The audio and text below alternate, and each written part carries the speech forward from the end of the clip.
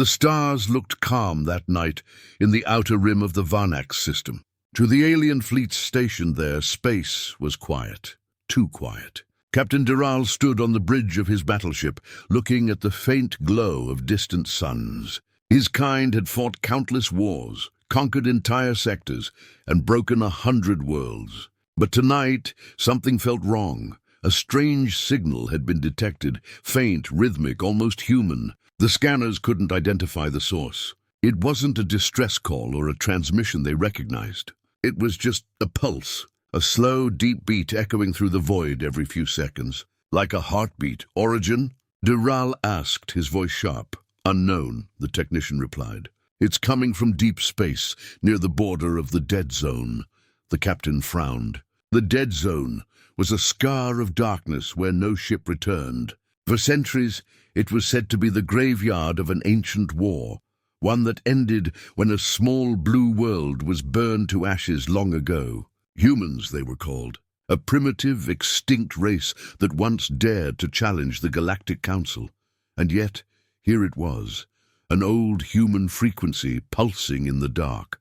Dural turned toward his officers. Send a scout drone. I want visuals. Moments later, a small probe shot out of the fleet, flying into the silent black. The crew watched in silence as data streamed in. For several minutes, nothing appeared. Then static. The image flickered, and the crew saw a shape, massive, metallic, silent. At first they thought it was a moon, but as the light from a nearby star passed across it, details emerged. Armor plating, glowing edges, vast engines the size of cities. It was a ship. A warship. The bridge went quiet. That can't be real, whispered the navigator. There's no registry. No council design matches this. The captain leaned forward, his heart pounding. Zoom in. The image sharpened, and everyone saw the truth. The bridge lights dimmed as the image came into focus. The massive ship drifted slowly through space, half in shadow, half in light. Its hull was black and scarred, but the symbol engraved on its surface was clear, a broken circle with 2 lines crossing through it. The human emblem. For a long moment no one spoke. The silence was heavy, almost suffocating. Then the communications officer whispered, "It's broadcasting something." "On screen," Captain Dural ordered. The sound was faint at first, buried under static. Then came a voice, deep, calm, and unmistakably human. "To those who lit fire on our home, brace yourselves. Judgment is on its way." The bridge fell into chaos. Some officers shouted to shut the transmission, others to trace it. Dural stood frozen, eyes locked on the screen. The message repeated once more, slower this time, and then the signal cut. "Is this a trick?" he growled. The technician shook his head. "No, sir, the voice... It's coming from that ship." Every creature on the bridge could feel the chill spreading through the air. Humans were supposed to be gone, erased. Their worlds turned to dust centuries ago, after they defied the Galactic Council. The official record said their final fleet was destroyed, vaporized in the Battle of Orion's Edge. And yet here was a ship, carrying their mark, moving through the void like a ghost from a forgotten war. Dural finally snapped out of it. "Send a message to the Council. Alert command. Tell them a relic of humanity has been found." As his officers worked, Dural stared at the dark shape again. The warship didn't seem to move fast, yet every sensor showed its speed increasing. It was approaching the outer defense perimeter, silently, without any visible engines burning. "How is it moving without propulsion?" an engineer asked. "It's not following any known drive pattern." Dural clenched his jaw. "Then we're dealing with technology beyond our charts." "Maintain formation. Load all plasma cannons." The fleet adjusted positions, forming a defensive wall. The alien ships were sleek and sharp, like silver daggers in the dark, hundreds of them, each built to destroy a planet. And yet, the massive human ship kept coming, slowly, steadily. No lights, no threats, no visible weapons. Suddenly, the power flickered. The lights dimmed, consoles went dead, and the communication screen turned black. "What's happening?" Dural barked. "EMP surge. Massive pulse from the human ship." Half the fleet went dark instantly. Systems collapsed one by one. The bridge filled with red alarms and panicked voices. Then came the second sound. a low, rumbling hum that made the hull vibrate. It wasn't an explosion, it was a signal. The same heartbeat pulse, now louder, echoing inside every system, every sensor. Dural felt his chest tighten. The sound wasn't just noise, it was deliberate, encoded. It carried data, but also something emotional. Rage. The ship's lights flickered back to life for a moment. Through the viewport, the human warship was now closer. Too close. Its front lights ignited, revealing massive cannons, each one glowing faintly red, as if waking from centuries of sleep. Fire at will. Dural shouted. Dozens of alien ships unleashed plasma volleys at once. The dark space lit up with explosions. The blasts struck the human ship head-on, but nothing happened. The plasma disappeared into its hull like it was being absorbed. What kind of armor is that? An officer gasped. The human ship responded. Not with a blast, but with silence. A faint, blue shimmer spread across its hull like rippling water. Then one by one, alien ships began to vanish from the radar. No explosion, no debris. Just gone. Dural's blood ran cold. Where are they going? The answer came seconds later, a single transmission through the ship's speakers. It was the same human voice, now closer, deeper, almost sorrowful. You started this centuries ago. We only came to finish it. Then the ship's sensors showed something horrifying. The space around the human vessel was bending, like gravity itself was being pulled inward. Captain, it's generating a singularity field. The technician screamed. It's eating space itself. Dural's ship shuddered violently. Alarms screamed as the gravity wave hit. Through the viewport, he saw one of his battleships stretch and twist like metal under fire, then disappear in an instant. The last thing he saw before the system shut down was the human warship's name flashing faintly across its hull. E.H.S. Retribution. Then came silence.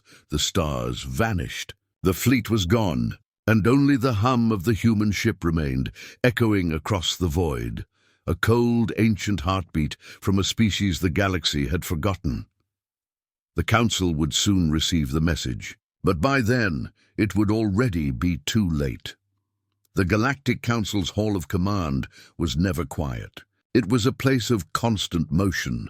Diplomats arguing, generals shouting, holograms flickering with reports from 100 worlds. But that day, silence filled the chamber. Every being present stared at the projection hanging in the center of the room, a rotating image of the destroyed Varnax fleet, over 800 ships. Gone. No survivors. No distress calls. No escape pods. Just empty static. Councillor Marine, a scaled elder from the Zathari Dominion, leaned forward. Play the last transmission again. The hologram flickered.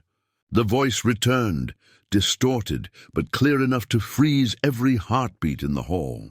You started this centuries ago. We only came to finish it. When the audio ended, no one spoke for several moments. Then Councillor Tren, a massive reptilian from the core, slammed his claw against the table. Impossible.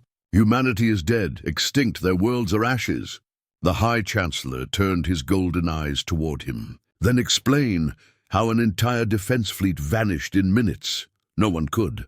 Behind the Council's elevated seats, technicians whispered in fear. The last telemetry from the Varnax system showed impossible readings. Gravitational distortions, collapsing space, and energy signatures never recorded before. Whatever destroyed the fleet didn't just kill them, it erased them. Finally, a calm voice broke the tension. Perhaps we should have listened when they warned us. All eyes turned toward the speaker, a small, fragile-looking being named Corin, one of the oldest members of the Council. His kind had lived long enough to remember the human wars. You speak nonsense, hissed Tren. They were primitive. They used metal shells and chemical rockets. Corin shook his head. No, they were something else, something we never understood.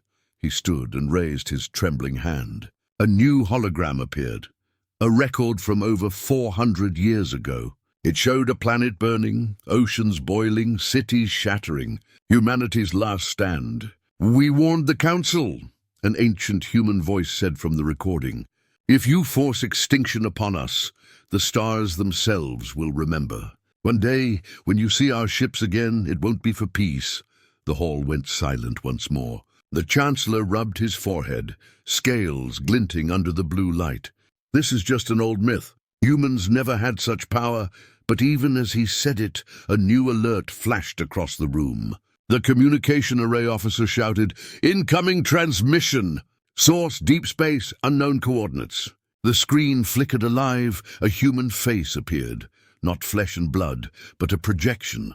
Cold, metallic eyes, faint static cutting through every word. "To the Galactic Council," the voice began, calm and precise. "This is Captain Elias Ward of the E.H.S. Retribution. You are receiving this message because one of your fleets fired upon us. In return, we acted, no one breathed. We are not invaders. We are the consequence of your actions. When you burned Earth, you thought we died. But we endured. We rebuilt in the shadows where your sensors couldn't reach. You called us extinct, and so we learned to become ghosts." The hologram zoomed out. Behind the captain, the bridge of the human warship glowed with silver light. Crew members moved in silence, their faces half hidden under helmets. Every screen pulsed with the same heartbeat signal, the pulse that started it all. "We didn't come to destroy your worlds," Elias continued. "We came to make you remember what you created. You called it extermination. We call it evolution." The feed cut abruptly, leaving the council chamber in cold silence once again. Councillor Marine whispered, "If this is true, how many of them are left?" The technician looked pale. "We don't know, Councillor, but the signal's origin, it's spreading. There are multiple echoes now, all moving across different sectors." "Multiple?" the Chancellor asked, leaning forward. "Yes, dozens of them, maybe hundreds. They're all human signatures." The chamber erupted into noise, panic, shouting, desperate orders. But Corin stayed quiet. He remembered something, an ancient prophecy once recorded after the fall of Earth. "When silence comes from the void, and the stars flicker red, the ghosts of terror will rise." He whispered it under his breath, but no one heard. The Chancellor turned to the generals. "We must prepare every fleet. This could be a massive trick. Deploy scouts to all sectors. Find them before they find us." But the younger councillors already knew. It was too late for that. Hours later, far away on the council's outer colony of Vecsa 9, people looked up at the sky and saw it. A dark silhouette crossing the planet's orbit. No sound, no transmission, just the hum of engines that were never meant to be heard again. The local commander sent a desperate message to the council. "Unidentified ship entering atmosphere. Same emblem. Human.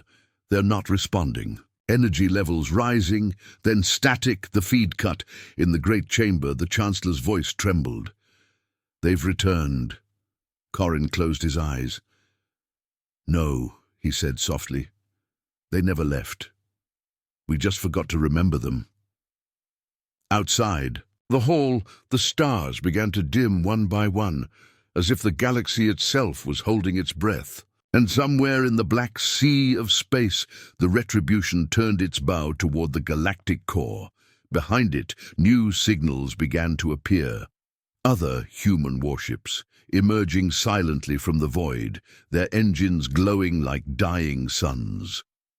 The heartbeat continued, pulsing through the universe. A reminder, a warning, a beginning.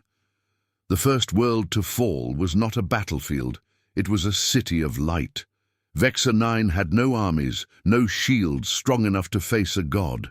From orbit, the E.H.S. Retribution looked down upon the glowing continents like a silent judge. Inside the command bridge, Captain Elias Ward stood at the center console, his eyes fixed on the planet's blue curve.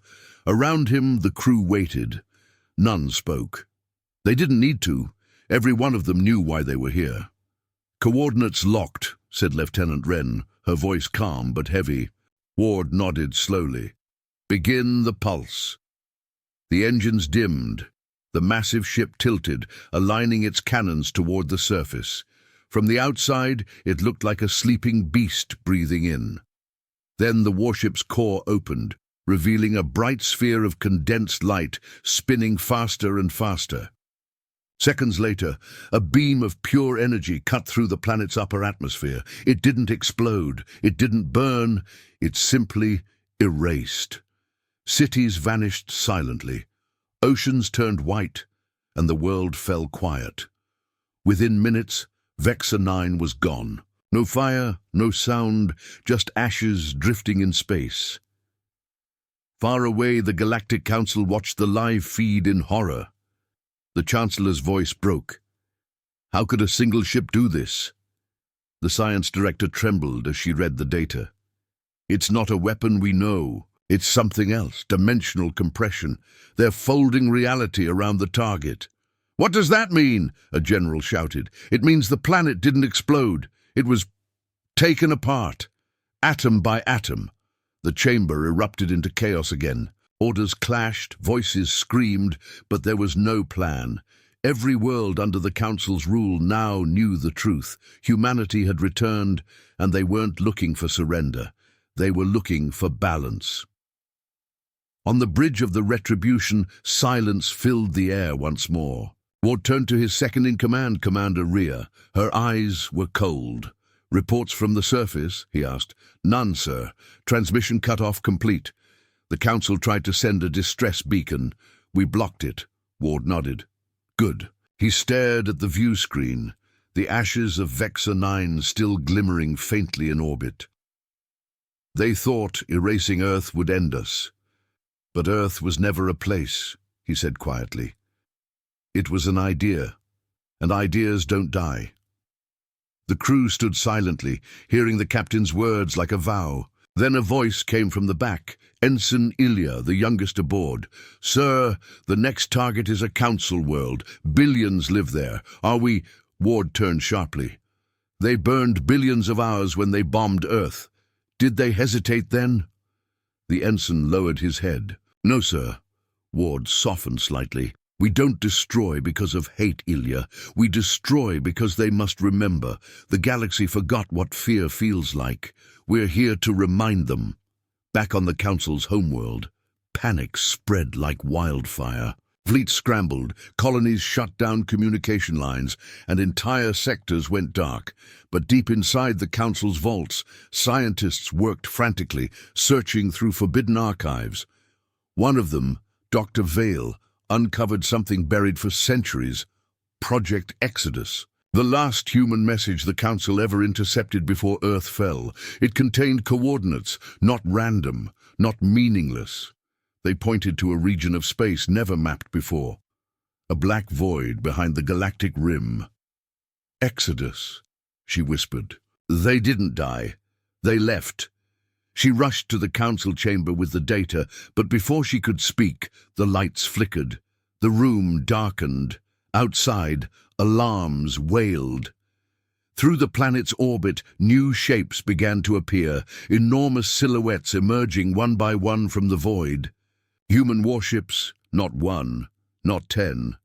Hundreds, each one different, massive, built for war. Their hulls bore the same mark, the broken circle of Earth. Every ship broadcast the same signal across all channels, across every frequency. We tried peace. We were denied. We tried silence. We were ignored. Now you will listen. On the ground, millions looked to the sky as streaks of light descended. Not fire, but ships breaking through clouds, covering the heavens with shadows.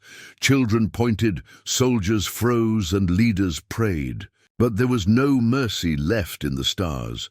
The Retribution hovered above them all, the largest of the fleet, like a god returning to claim judgment. On the bridge, Ward gave a single order. Begin the strike pattern. No survivors, no signal leaks. Leave one city, only one. Rhea raised an eyebrow. One city, sir. Yes, let them live long enough to tell the others what they saw.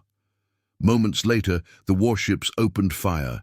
Columns of light rained down, slicing through mountains and towers alike. The shockwaves flattened everything for miles. The sky turned red, then black. Within hours, the core world of the Council burned. Only one city remained standing, a ruin surrounded by dust. In the middle of it, a single tower still stood. On its roof, a broken communication beacon flickered weakly. Dr. Vale, barely alive, crawled toward it. Her hands shook as she pressed the transmit key. To whoever can hear this, they're not gods, they're not demons, they're humans, and they're angry. Static, the transmission cut. From the command deck of the Retribution, Ward listened to the dying broadcast. He turned away, his face hard but tired. Set course for the next system, Rhea nodded. Council Highworld? Ward's eyes narrowed. No, not yet. Let them fear first. The engines roared to life, bending light around the hull as the ship disappeared into the void. Behind them, dozens of planets went dark, one by one, leaving trails of ash and silence. The galaxy had learned to laugh at humanity. Now it would learn to fear them again. The Galactic Council's last fortress floated above the molten skies of Erindor Prime, a world turned into a citadel of metal and fire. Thousands of ships orbited it in tight formation, their shields overlapping like scales of armor. Every weapon, every fleet, every surviving soldier had been summoned here. They called it the final line. Inside the Grand Strategy Hall, the Council was in chaos. Screens flashed with red warnings. Fleets were gone. Colonies were silent. Half the galaxy now belonged to the humans, and the rest was collapsing in panic. We have lost 60 systems in less than a week, shouted Admiral Varine, slamming his fist on the table. Their ships bend gravity itself. We cannot even target them. The Chancellor stood at the center, pale and trembling. Then find a way, he barked. We are the Council. We rule the stars. A scientist stepped forward, his voice shaking. We tried, Chancellor. Their ships do not follow our physics. They are wrapped in quantum distortion fields. Every time our weapons hit them, reality bends around the impact. Councillor Marine hissed. Then they are no longer flesh and blood. They are something else. No, Corrin said quietly from his seat in the corner. They are still human, just evolved. Hardened by centuries of silence, the Chancellor turned toward him. Then tell us, Old One, how do we fight them? Corrin's eyes were heavy with sorrow. You don't. You beg them to stop. But before anyone could respond, alarms blared. The lights dimmed. Every holoscreen blinked red. Incoming signal, cried the communications officer. Multiple contacts, hundreds, dropping out of warp near the outer ring.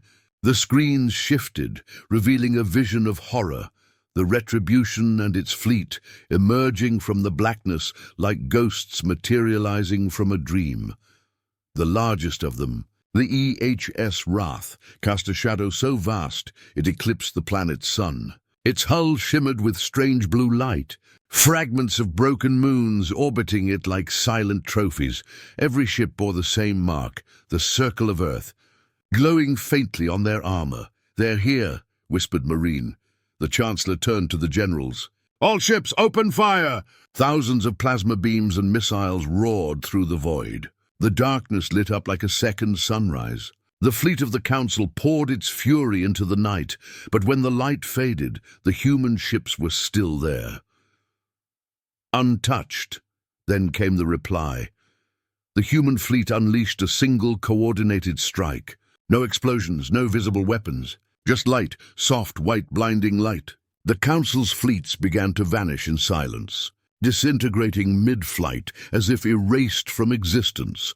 Within seconds, half of the final line was gone. Inside the Retribution, Captain Ward watched the holographic feed without emotion. The alien ships broke apart like dust in the wind. Commander Rhea turned to him. They're fighting harder than the others. They should, Ward replied.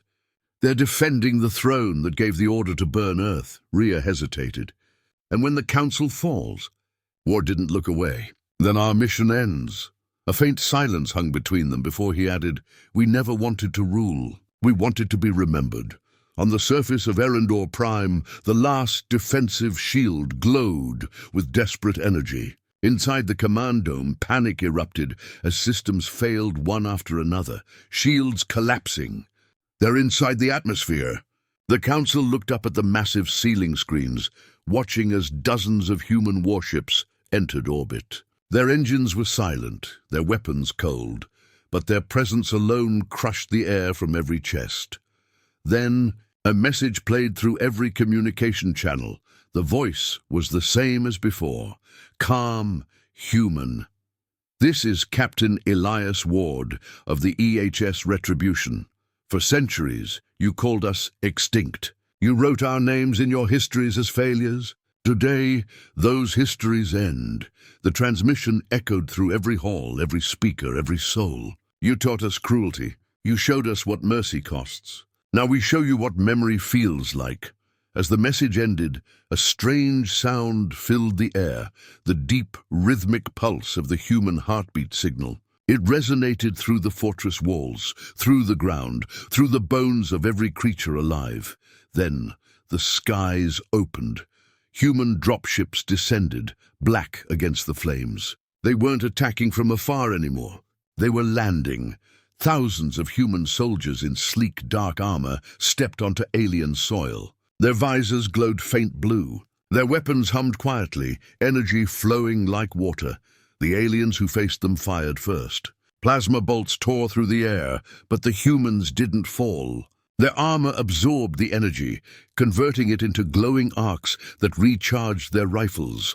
Within moments, the battle turned one-sided. The humans moved with silent precision, like a single mind. No words, no fear, only purpose. The streets of Erendor burned. The Council's elite guards were swept aside like dust. And in the middle of it all, Ward himself descended from the flagship. Stepping onto the ruins, he walked through the flames toward the central tower, where the Chancellor waited with a small detachment of soldiers. "Stop!" the Chancellor shouted, voice breaking. "What do you want?" Ward's visor retracted, revealing tired human eyes. "Justice," he said simply. "Justice. You already have vengeance. You've destroyed worlds. Millions are dead." Ward's gaze was cold. "Billions of humans died in silence, Chancellor. We buried our people in the ashes of the worlds you burned. Now you know how silence feels." The Chancellor fell to his knees. "Please, if you destroy us, there will be no one left to remember you." Ward stepped closer, lowering his rifle. "You're wrong," he whispered. "We already are the memory." He raised his hand. The warship above responded. A beam of white light pierced the sky and struck the tower. The screen went black. When the light faded, the Retribution stood alone above the ruins of Erendor Prime.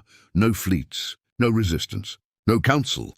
The galaxy was quiet once more. Commander Rhea stood beside Ward, watching the fires die below. "It's over," Ward nodded. "For them, yes. For us, not yet." Rhea looked at him curiously. "Then what now, Captain?" Ward's expression hardened. "We make sure no one ever forgets who we were." Outside, the stars shimmered faintly. One by one, human warships turned and disappeared into the void, leaving behind a galaxy reborn in silence and fear. The reckoning was complete, but humanity's story was far from over.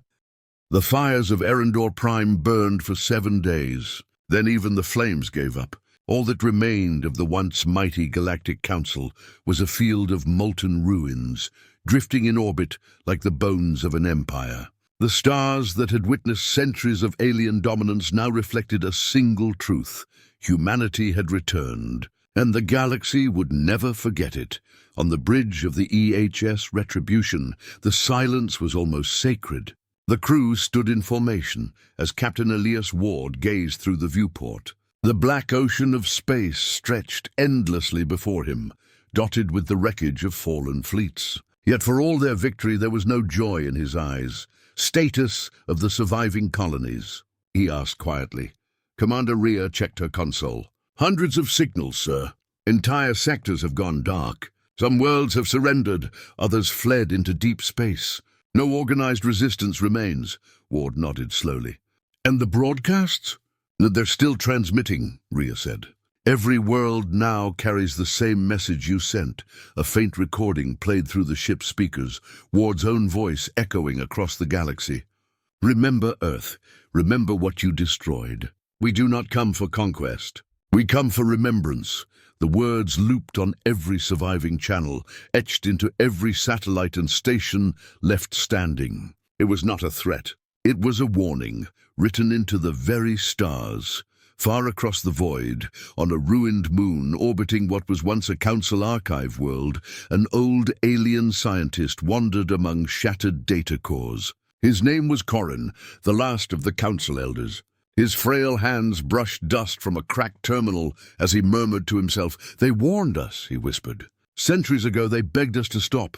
But we believed power was eternal." The terminal flickered weakly to life. A hologram appeared, an ancient image of Earth before the wars. Blue oceans, green forests, human cities glimmering under sunlight. Corin sank to his knees. "We killed their home," he said softly. "And still they built another among the stars." He accessed the terminal logs one last time. There, buried under layers of corrupted files, was a single line of code, a message hidden in the Council's oldest records. Exodus Protocol: humanity will sleep, not die. When awakened, judgment follows. Corin closed his eyes. They planned this. Even extinction was a strategy. He looked up at the sky through the cracked dome above him. One by one, faint blue streaks crossed the stars, human ships moving through the darkness. "You won, humans," he whispered. "But what will you become now that victory is yours?" Aboard the Retribution, Rhea approached Ward as he stood alone near the observation deck. "The fleet reports all objectives complete, sir. Every major Council world neutralized." Ward didn't turn. "And the refugees?" "Millions scattered across uncharted space. No threat left." He exhaled slowly. "We were soldiers once, Rhea, builders, explorers. We dreamed of peace, even when we carried weapons. Now all that remains of us is war." Rhea studied his face, tired, lined by years of command and loss. "Maybe peace was never meant to survive us, sir. Maybe memory is all that matters now." Ward shook his head. "No, memory without meaning is just pain." He turned toward the center console. "Open transmission frequency to all human ships." The comms officer nodded. "Channel open, Captain!" Ward's voice carried across thousands of vessels scattered across the stars. "To all surviving units of the Human Restoration Fleet, our mission is complete. The Galactic Council has fallen. Their weapons are silent. Their dominion has ended. But our war was never against the stars. It was against forgetting. We are not gods, not monsters. We are what the galaxy made us. We fought because they left us no choice. Now, as the ashes settle, we must decide what we become next." The transmission ended. The crew stood in silence, unsure whether they had just heard an ending or the start of something new. Days later, on a small, half-ruined planet once belonging to the Council, a group of alien survivors emerged from underground shelters. The sky above them was scarred and grey, but alive. Among the ruins, they found something strange.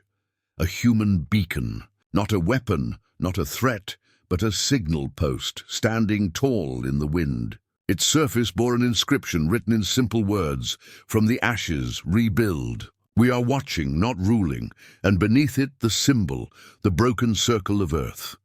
The aliens stared in silence. Some bowed their heads, others wept. For the first time in generations, there was no council to fear, only the quiet gaze of their former enemies. Months passed. The Retribution and the human fleet spread across the outer systems, not to conquer, but to observe. They rebuilt stations, restored trade routes, and left warnings carved into the void, peace through memory. But Captain Ward felt the weight of something deeper, a secret that not even his crew knew. In the deepest chamber of the Retribution, sealed behind multiple codes, was a cryogenic vault. Inside lay rows of sleeping capsules, not soldiers, not prisoners, humans, thousands of them. Men, women, children, the last survivors of Earth's original exodus, kept in stasis for centuries. Ward entered the chamber and placed his hand against the glass of one pod. Inside was a young woman, her face calm, frozen in time. "Soon," he whispered. "When it's safe, we'll wake you." You'll see a galaxy that finally remembers what it did. Rhea entered quietly behind him. How long will we keep waiting, sir? As long as it takes, Ward replied. Revenge was never the end. Restoration is. Far beyond them, deep in the galactic core, ancient sensors flickered back to life. Machines older than any council, built by civilizations long vanished. They scanned the void and detected something strange. The human fleet's energy signature was unlike anything recorded before. One of the dormant AIs within the core whispered to itself, its ancient logic stirring. The species that adapts fastest, survives longest. Then the signal died again. Back aboard the Retribution, Ward gave his final order. Transmit one last message to all worlds. Rhea nodded. Ready, sir? Ward spoke slowly, his voice calm and steady. To every being who can hear this, we are not the monsters you feared. We were what your cruelty made us. We have answered violence with survival, but we choose to end it here. Let this silence mean something. Let it teach you. Humanity endures. Not in vengeance, but in memory. The message spread like light through the void. Across broken worlds and quiet moons, the signal echoed, calm, eternal, final. When it ended, the galaxy fell quiet once more. The E.H.S. Retribution turned slowly toward the unknown, its engines flaring to life. The stars ahead shimmered like a new dawn, and in that endless darkness, humanity moved forward, not as ghosts of war, but as the keepers of remembrance, because in the end, even after the fire and ruin, the galaxy finally understood one truth it had long forgotten. Humans never disappear. They evolve,